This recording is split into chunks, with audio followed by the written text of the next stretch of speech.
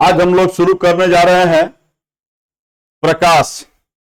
100 में 100 की तैयारी है हमारी और एक एक बिंदु को देखेंगे तो निश्चित परीक्षा हॉल में एक भी सवाल छोड़कर नहीं आएंगे, ये मेरा दावा है। तो चलते हैं परीक्षा की तैयारी में और ये आज का टॉपिक है प्रकाश।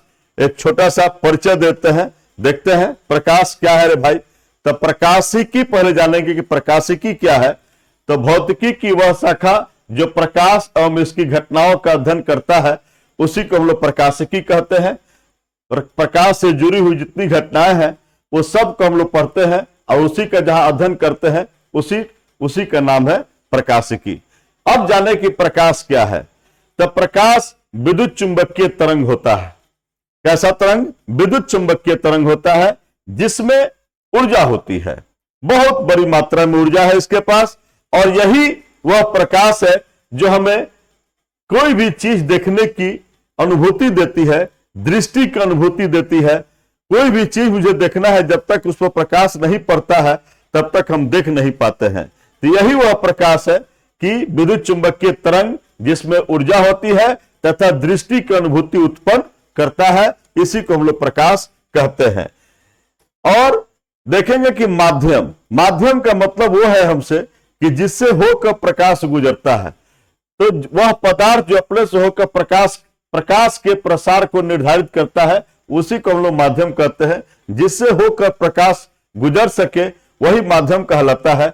माध्यम हमारे पास 3 प्रकार के लोग हैं, एक है पारदर्शी, एक है पारभासी और एक है अपारदर्शी।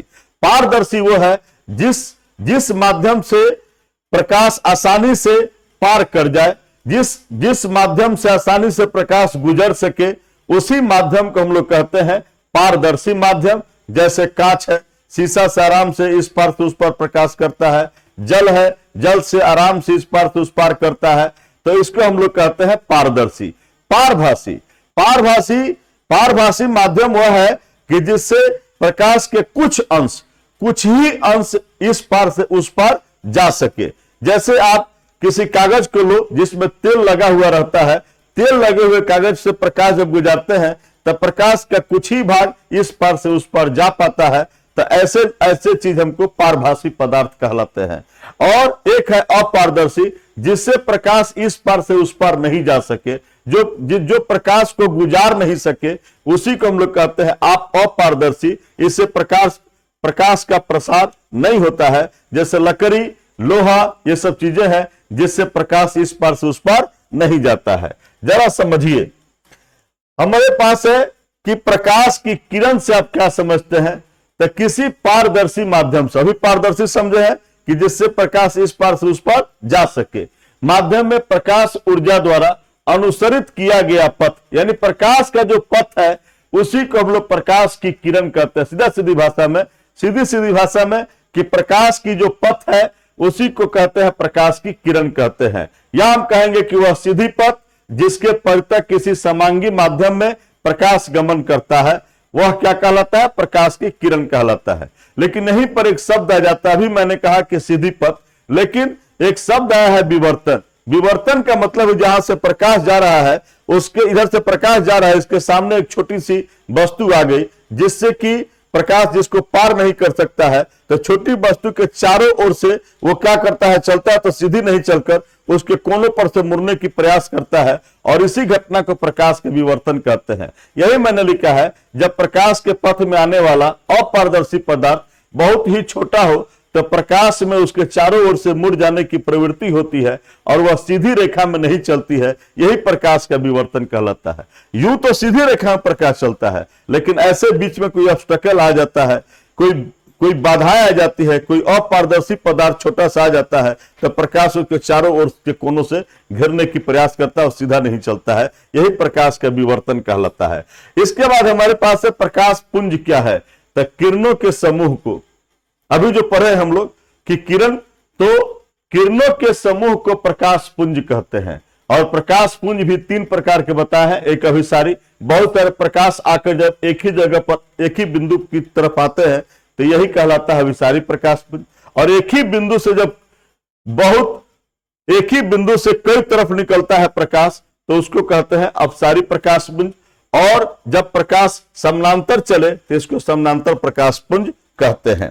चलिए प्रकाश के कुछ अभिलाक्षणिक गुण हम देखेंगे कि प्रकाश सीधी रेखा में गमन करता है, यह हम लोग जान चुके हैं। निर्वात में प्रकाश की चाल 3 × 10⁸ मीटर पर सेकंड होती है।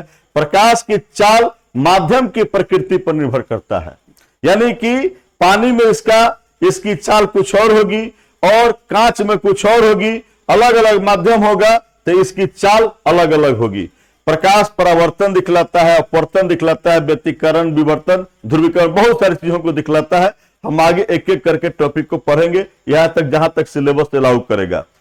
प्रकाश विद्युत चुंबकीय तरंग है, हम लोग जान चुके हैं। प्रकाश ट्रांसफर अनुप्रस्थ तरंग है। दृश्य प्रकाश का तरंग दैर्ध्य कि कितना तरंग दैर्ध्य होगा तो हमको प्रकाश दिखाई देता है, तो 400 से लेकर 700 नैनोमीटर यानी 4000 एंगस्ट्रम से 7000 एंगस्ट्रम के बीच में होता है, तो वो प्रकाश हमको दिखाई देता है। चलिए ये जान गए हम लोग। हमारे सामने है कि दीप्त पदार्थ क्या है।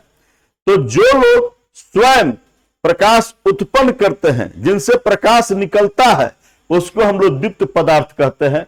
तो वही मैंने बताया है कि वैसे पदार्थ जो स्वयं प्रकाश उत्सर्जित करते हैं दीप्त पदार्थ या आत्मदीप्त पदार्थ कहलाते हैं। जैसे बल्ब है, सूर्य है, जलती हुई मोमबत्ती है, यह सब दीप्त पदार्थ है। अदीप्त का मतलब समझ लीजिए कि उससे स्वयं से प्रकाश उत्सर्जित नहीं करता हो। तो जो ऐसे पदार्थ जो प्रकाश उत्सर्जित नहीं करते हैं वे अदीप्त पदार्थ कहलाते हैं। जैसे चंद्रमा है, चंद्रमा के बारे में बहुतों बार पूछ चुका है कि चंद्रमा क्या है। ऐसा हम लोग को लगता है कि चंद्रमा से प्रकाश निकल रहा है, नहीं। चंद्रमा पर जब सूर्य की प्रकाश पड़ती है तभी वह हमको दिखाई पड़ता है, लगता है कि उसमें से प्रकाश निकल रही है। चंद्रमा से प्रकाश निकलता नहीं है, ये क्लियर कंसेप्ट करेंगे हम लोग। तो चंद्रमा है, कुर्सी है, टेबल है, ये सब अदीप्त पदार्थ में आते हैं। और मुझे आशा है कि छोटी सी बात हम लोग समझ चुके हैं और इसके बाद के एपिसोड में हम लोग परावर्तन पढ़ेंगे और परावर्तन को देखेंगे। फिर मिलते हैं नेक्स्ट एपिसोड में। धन्यवाद।